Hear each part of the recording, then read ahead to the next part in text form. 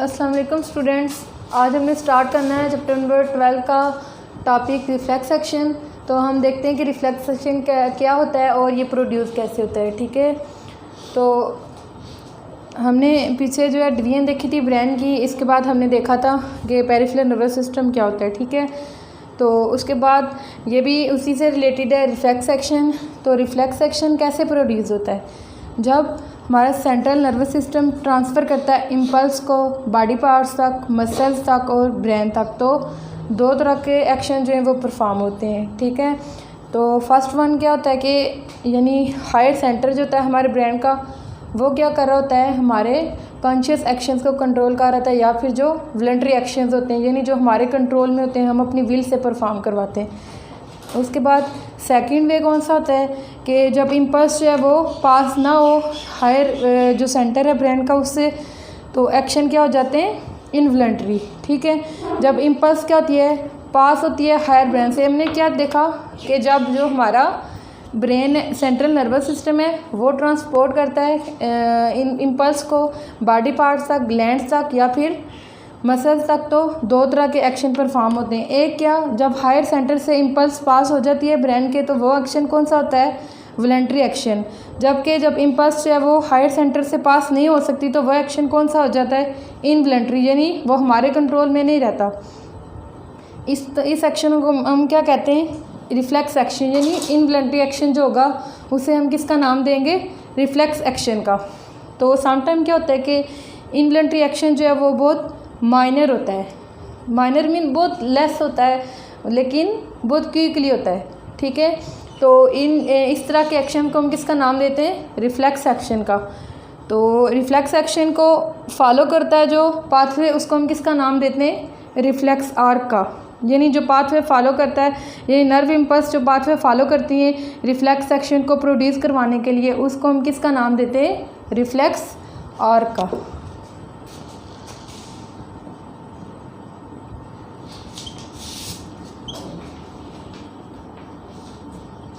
pathway followed by nerve impulse to generate reflex action. तो इसको हम किसका नाम देते हैं, रिफ्लेक्स आर्क का।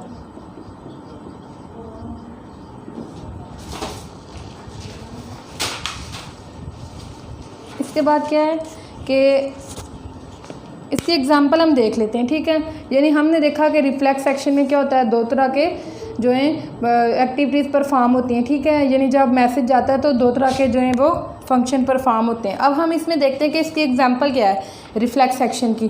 तो आप देखेंगे जब हम कोई गर्म चीज़ होती है, ठीक है, उसको क्या करते हैं, इसकी एग्जांपल हम देख रहे हैं कि एग्जांपल इसकी क्या है। ठीक है, तो हम क्या करते हैं, जब किसी गर्म चीज़ को टच करते हैं तो फ़ौरन हम अपना हाथ जो है वो पीछे कर लेते हैं। ठीक है, यानी अपनी विल के बगैर, यानी सोचे समझे बगैर एकदम हम हाथ पीछे करते हैं। तो ये एक्शन कौन सा हो जाता है, रिफ्लेक्स एक्शन। यानी माइनर है लेकिन है क्या है, हमारी थिंकिंग के बगैर हो रहा है, एकदम से हमने हाथ पीछे कर लिया कुछ सोचे समझे बगैर। यानी जो हमारी स्किन है ये किसके तौर पे एक्ट कर रही है, रिसेप्टर के तौर पे। ठीक है, तो क्या होता है, जब ये स्किन हमारी किसी हार्ड चीज़ पे लगती है तो रिसेप्टर से क्या होता है, यानी स्किन से एक इम्पल्स जनरेट होती है। ठीक है, वो इम्पल्स क्या होती है, सेंसरी न्यूरॉन के ज़रिए जनरेट होती हुई स्पाइनल कार्ड तक जाती है। तो स्पाइनल कार्ड में क्या होता है, स्पाइनल कार्ड में मौजूद होते हैं इंटर न्यूरॉन्स। ठीक है, स्पाइनल कार्ड में क्या मौजूद होते हैं, इंटर न्यूरॉन्स।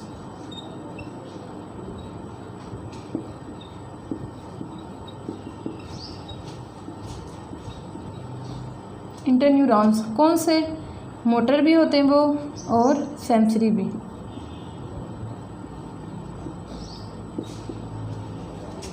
क्या बात की हमने कि स्किन हमारी रिसेप्टर के तौर पे एक्ट कर रही होती है। ठीक है, और ये इस रिसेप्टर से, यानी जब स्किन टच होती है किसी हार्ड चीज़ के साथ तो क्या होता है, एक इम्पल्स जनरेट होती है। ठीक है, वो क्या होती है, सेंसरी न्यूरॉन के ज़रिए जनरेट होती हुई स्पाइनल कार्ड तक जाती है। अब स्पाइनल कार्ड में क्या मौजूद होता है, इंटर न्यूरॉन। वो इंटरन्यूरॉन उसमें मिक्स भी पाए जाते हैं, सेंसरी भी पाए जाते हैं। वो आगे मोटर न्यूरॉन के ज़रिए इफ़ेक्टर तक पहुंचती हैं, ठीक है। और आगे इफ़ेक्टर न्यूरॉन क्या करता है, रिस्पांस शो करता है कि यानी हम एक हाथ पीछे करते हैं जो वो रिस्पांस हमें इफ़ेक्टर करवाता है, यानी कि हाथ पीछे कर लो, ठीक है। इसी तरह आप देखें कि हम चल रहे हों, ठीक है, कोई पिन पड़ी हो, हम एकदम से उसके ऊपर पाँव रख देते हैं, ठीक है।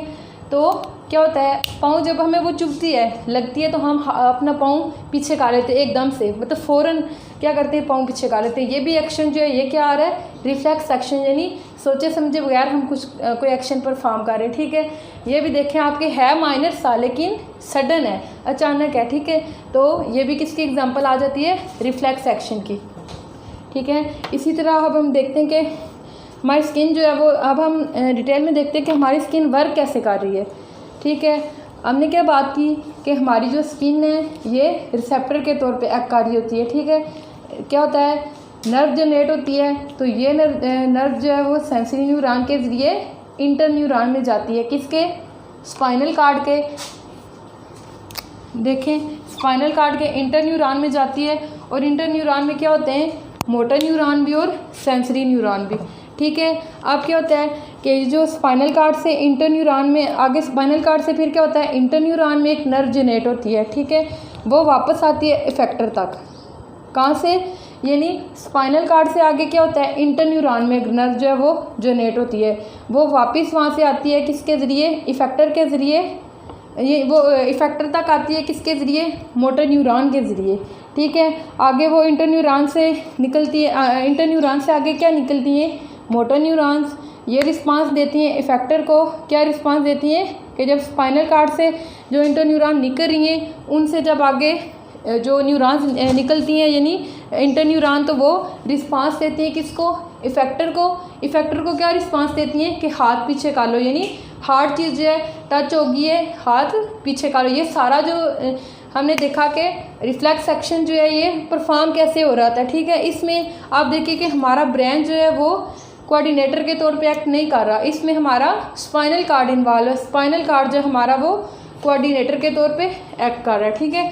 अब होता ये है कि सम टाइम कुछ ऐसे फंक्शन परफॉर्म होते हैं कि मतलब ड्यूरिंग इंटर न्यूरॉन्स क्या होता है कि transmit nerve impulses up to brain so that the person become aware of pain and what happen, यानी स्पाइनल कार्ड से जो इंटर न्यूरॉन्स हैं वो क्या करती हैं, ब्रेन तक इम्पल्स भेजती हैं ताकि जो भी हमें हमारे साथ जो भी कुछ हुआ है वो हमें फील हो सके। यानी अगर कोई हार्ड चीज़ लगी है हमारे साथ या फिर हमें कोई पिन लगी है तो हमें पेन फील हो, ठीक है।